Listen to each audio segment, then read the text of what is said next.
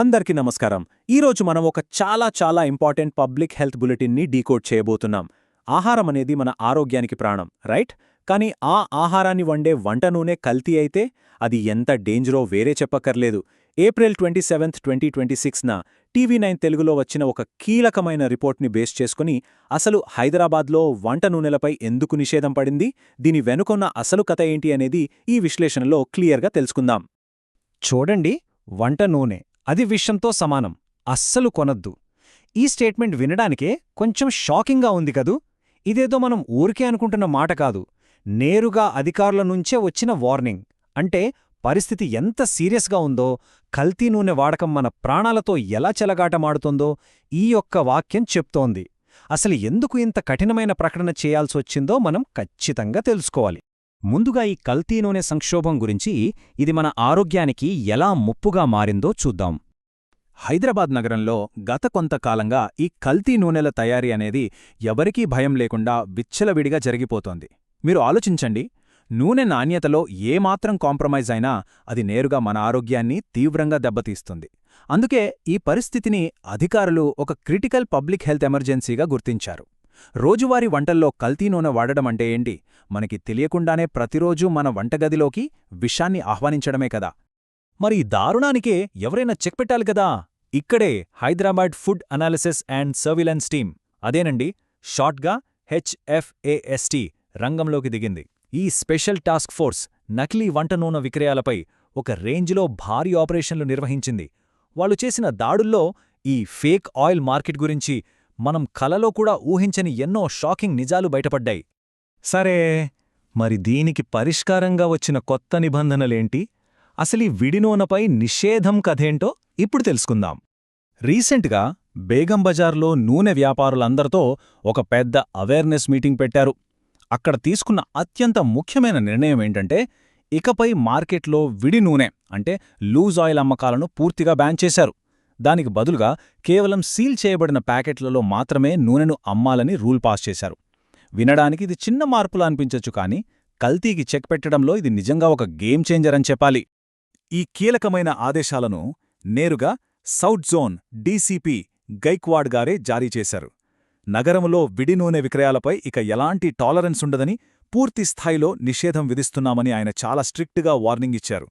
ఇక్కడ మనం గుర్తుపెట్టుకోవాల్సిన మెయిన్ పాయింట్ ఏంటంటే, దుకాణంలో ఉన్న ప్రతి ఒక్క నూనె ప్యాకెట్కు తప్పనిసరిగా ఆయా కంపెనీల సీలుండి తీరాలి. కనీసం ఒక్క ప్యాకెట్కి సీల్ లేకపోయినా దాన్ని అమ్మడానికి అస్సలు వీల్లేదు. ఓకే, రూల్స్ అయితే పెట్టారు, మరి వినకపోతే? ఇప్పుడు ఈ కఠిన నిబంధనలు, చట్టపరమైన శిక్షల గురించి మాట్లాడుకుందాం. ఇక్కడ ఈ 15 రోజుల గడువనేది చాలా క్రూషియల్ పాయింట్ అండి. వ్యాపారుల దగ్గర ఇప్పటికే స్టాక్ ఉండిపోతుంది కదా.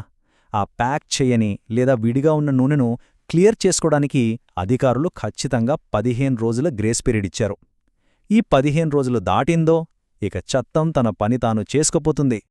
ఒకవేళ ఆ గడువు ముగిసిన తర్వాత కూడా ఎవరైనా విడి నూనె అమ్ముతూ దొరికితే పరిణామాలు మామూలుగా ఉండవు. అధికారులు ఈ మ్యాటర్ని ఏమాత్రం లైట్ తీసుకోవట్లేదు. పక్షపాతం లేకుండా కఠిన చర్యలు తీసుకుంటారు. ఫస్ట్ ఆఫ్ ఆల్, వాళ్ల మీద వెంటనే క్రిమినల్ కేసులు నమోదు చేస్తారు. అంతేనా, వాళ్ల బిజినెస్ లైసెన్సులను స్పాట్లోనే క్యాన్సిల్ చేస్తారు. దానికి తోడు భారీగా ఫైన్లు వేయడమే కాకుండా ఏకంగా జైలుకు పంపించేలా కఠినమైన చట్టపరమైన చర్యలు ఉంటాయని డీసీపీ గారు చాలా స్ట్రాంగ్గా వార్నింగ్ ఇచ్చారు. ఇంకో విషయం ఏంటంటే, ఈ క్రాక్ డౌన్ కేవలం మన పక్కనుండే చిల్లర దుకాణాలకే పరిమితం కాలేదు. దీని రూట్స్ ఎక్కడున్నాయి? ఆ నూనె ప్రాసెస్ చేసే రిఫైనరీలు మరియు స్టోరేజ్ గోదాముల వరకు కూడా ఈ నియంత్రణ చర్యలు విస్తరించాయి. వాళ్లు కూడా తమ సెంటర్లలో ఎటువంటి రాజీ లేకుండా అబ్సల్యూట్ హైజీన్ అంటే అత్యుత్తమ పరిశుభ్రత ప్రమాణాలు పాటించి తీరాలని అధికారులు స్పష్టం చేశారు. ఎందుకంటే అక్కడే స్వచ్ఛత దెబ్బతింటే అది ఫైనల్గా మన ప్లేట్లోకొచ్చేసరికి మన ఆరోగ్యాన్ని నాశనం చేస్తుంది కదా. రైట్, ఇదంతా ఒకెత్తు అయితే, మరి ఈ కల్తీ నూనె బారిన పడకుండా వినియోగదారులుగా మనమేం చెయ్యాలి? ఇప్పుడు ఆ ముఖ్యమైన మార్గదర్శకాలను చూద్దాం. FSSAI మరియు పోలీస్ గైడ్లైన్స్ నుండి వచ్చిన ఈ మ్యాండేటరీ చెక్లిస్ట్ని కాస్త శ్రద్ధగా వినండి. ఇకపై మనం మార్కెట్కెళ్ళి వంట నూనె ప్యాకెట్ కొనేటప్పుడు గుడ్డిగా కొనేకుండా కొన్ని ఖచ్చితంగా చెక్ చెయ్యాలి. ఫస్ట్ది, దానికి ప్రాపర్ కంపెనీ సీల్ ఉందా లేదా. రెండోది, తయారీ తేదీ అలాగే ఎక్స్పైరీ డేట్ ఎప్పుడు. మూడోది, బ్యాచ్ నంబర్. ఇక last and most important, FSSI labelling ఉందా లేదా. ఈ 5 విషయాలను మనం క్రాస్ చెక్ చేసుకుంటేనే ఒక సేఫ్ అయిన ఫుడ్ని మన ఇంటికి తీసుకెళ్తున్నామని నమ్మకం. సో ఫైనల్గా ఒక చిన్న ప్రశ్నతో ఈ విశ్లేషణను ముగిస్తాను. నెక్స్ట్ టైం మీరు కిరాణా షాప్కో సూపర్ మార్కెట్కో వెళ్ళినప్పుడు కేవలం బ్రాండ్ పేరు చూసి వదిలేయకుండా ఈ సేఫ్టీ సీల్స్, క్వాలిటీ డీటెయిల్స్ అన్నీ పక్కాగా చెక్ చేస్తారా? చెయ్యాలి. ఎందుకంటే ఇది మన ఆరోగ్యం, మన కుటుంబం భద్రతకు సంబంధించిన విషయం. ఈ ఇన్ఫర్మేషన్ని మైండ్లో పెట్టుకుని ఇకనుంచి కొంచెం కేర్ఫుల్గా ఉంటూ సేఫ్ చాయిసెస్ చేసుకుందాం. కల్తీ నూనె మహమ్మారికి చెక్ పెడదాం.